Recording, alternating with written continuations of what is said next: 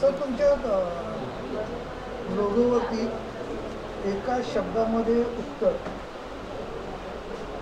Answers in one word नेमकं काय आहे आणि चित्रकलेचं प्रोत्साहन शालेय वर्गापासून म्हणजे शालेय जीवनापासून ते आपण महाविद्यालय जीवनामध्ये जातो ते कंटिन्यू होतं 10वी किंवा 12वी नंतर कुठेतरी कंटिन्यू येते जे जे आर्ट्स ऑफ कॉलेजला आपण ॲडमिशनसाठी प्रयत्न करतो ज्याची उपयोग कला आहे कुटुंबाची आवड किंवा त्या विद्यार्थ्याची आवड त्याच्यावरती ते अवलंबून असतं हे सगळं साधनं तसं पाहायला गेलं तर तुमची जी कला आहे ते वेळ लागतो त्याच्यामध्येच नशा आहे आणि खर्चिक आहे हा मुळे सर्वसामान्य माणूस कसा साधू शकतो.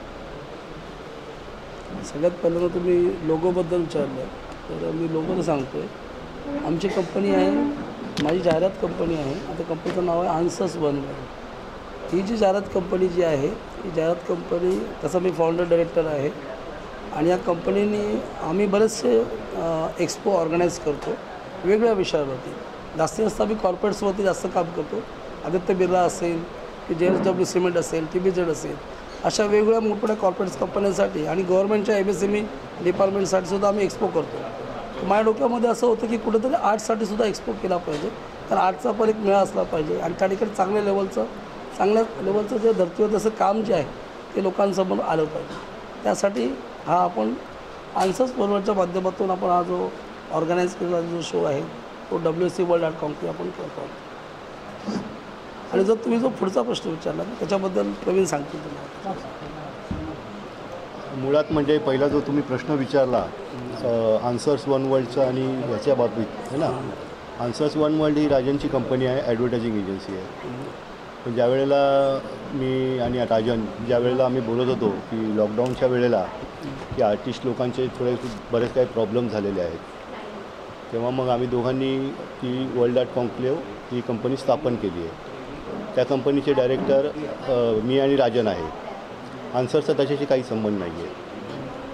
आन्सर्स ही ॲडव्हर्टायझिंग एजन्सी आहे. ज्यावेळेला आम्ही नेहरू सेंटरला गॅलरीमध्ये घ्यायला गेलो त्यावेळेला त्यांनी सांगितलं जर कंपनी असेल तर तुम्ही आमच्याकडे पाठ करू शकता, नावाने होऊ शकत नाही. त्यावेळेला मग मला आन्सर नाईलाजाने आम्हाला जोडावं लागलं.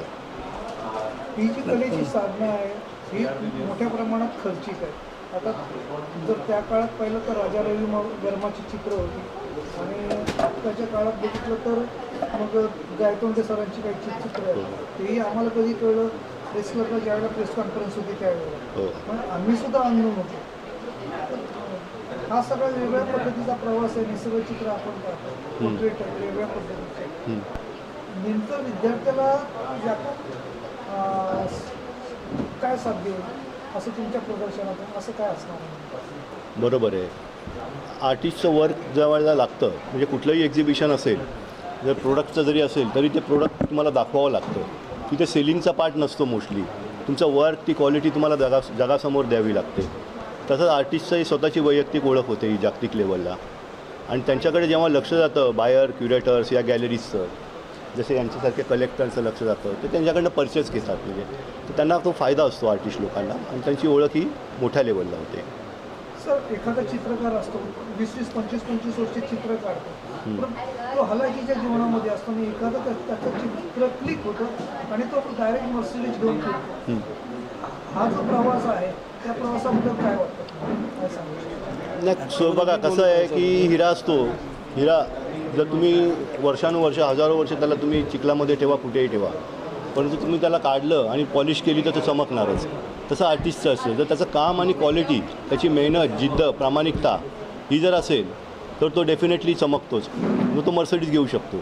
जर प्रामाणिकता नसेल कामच चांगलं नसेल तो मनापासून करत नसेल तो शेवटी तिथेच राहतो. शेवटी मग तो आयुष्यभर स्ट्रगलच करत असतो. याच्यामध्ये तुमचा जो प्रश्न आहे ना की तो एखादा चित्रकाराकडे पहिला खूप त्याला स्ट्रगल करत होता. आता फक्त चित्रकार असे नाही वेगवेगळे विषय कुठलंही संगीत घ्या नृत्य घ्या नाट्य घ्या पिक्चर घ्या काही वगैरे हे प्रत्येक क्षेत्रामध्ये कला जी आहे ना तर ते तुम्हाला स्ट्रगल आहे.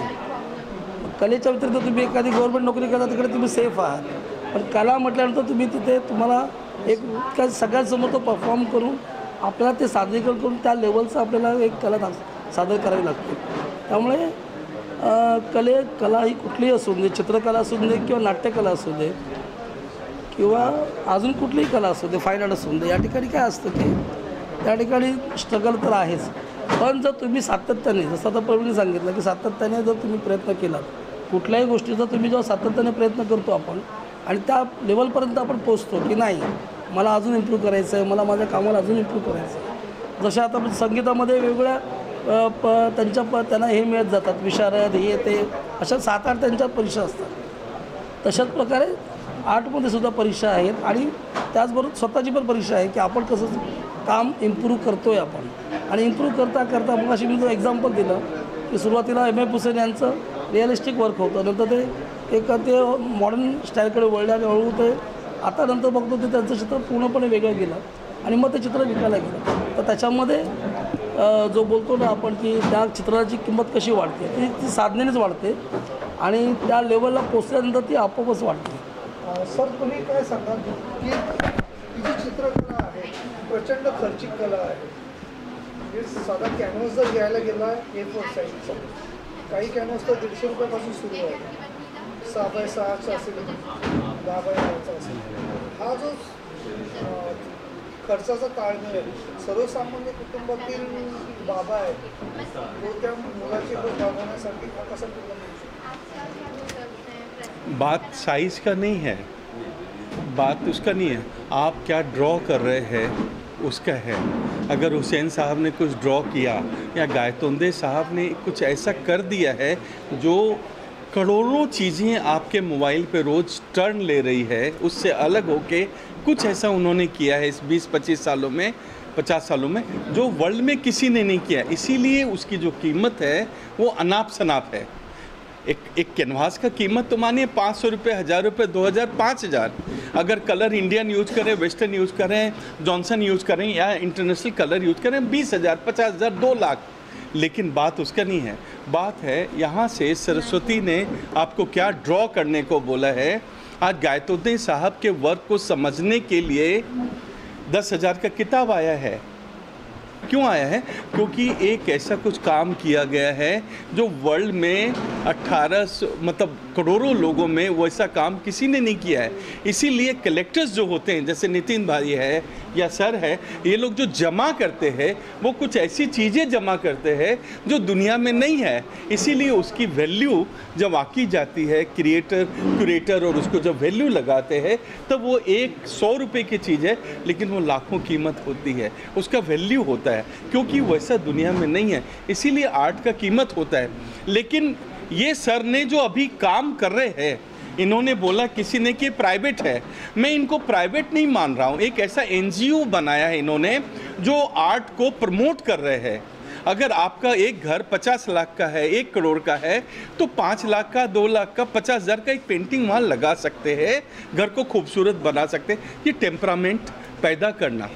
तो वहाँ पे इन्होंने जो बोला कि 10 लाख का भी काम है, 50 लाख का भी काम है, 5,000 का, 50,000 का भी काम है, तो आप वो ले सकते हैं, लोगों में जागरूकता कर सकते हैं, आने वाले यूथ को इंस्पायर कर सकते हैं. इतना बड़ा काम ये किया जा रहा है. चित्रकार को और उनकी चित्रकला को राजाश्रय के साथ साथ लोकाश्रय भी जरूरी है. 1000% ज़रूरी है. अगर नहीं होगा तो बेचारा वो मर जाएगा, वो खाएगा क्या और बनाएगा क्या. उनको वो टेक्निकल हेल्प तो इनके कारण, ऐसी जो टीम बनी है जो 2nd एडिशन निकाल रही है, इनके कारण ही लोगों तक जाए और बहुत खूबसूरत वातावरण बने. और आर्ट एक प्रकार का आज जो वातावरण गंदा हो रखा है पॉलिटिकल और टेक्निकल, उससे हट के आर्ट पे कंसंट्रेशन होना समाज का एक दायित्व है जो ये सर कर रहे हैं, ये लोग कर रहे हैं. ये बहुत बड़ा काम है. ये कोई पेंटिंग बेचना, बिकेगा कि नहीं बिकेगा, ये रिस्क लेना एक अलग विषय है. लेकिन विषय सबसे बड़ा है लोगों तक कला को जाना. जो फाइन आर्ट्स कॉलेज में एडमिशन नहीं हो रहा है वो भी कुछ ऐसा करता है जो उससे भी अच्छा करता है. ऐसे बहुत सारे लोग हैं दुनिया में, तो उस जगह जाना. मेरा नाम जैन कमल है. मैं सेंसर बोर्ड जूरी रहा हूँ. 10,000 फिल्मों में मेरी साइन है PMO ऑफिस से. और देश के जितने न्यूज़पेपर्स आप देख रहे हैं, चाहे वो लोक सत्ता है या इंडियन एक्सप्रेस है या इंडिया टुडे है या भास्कर है, इन सभी अखबार का निर्माता हूँ.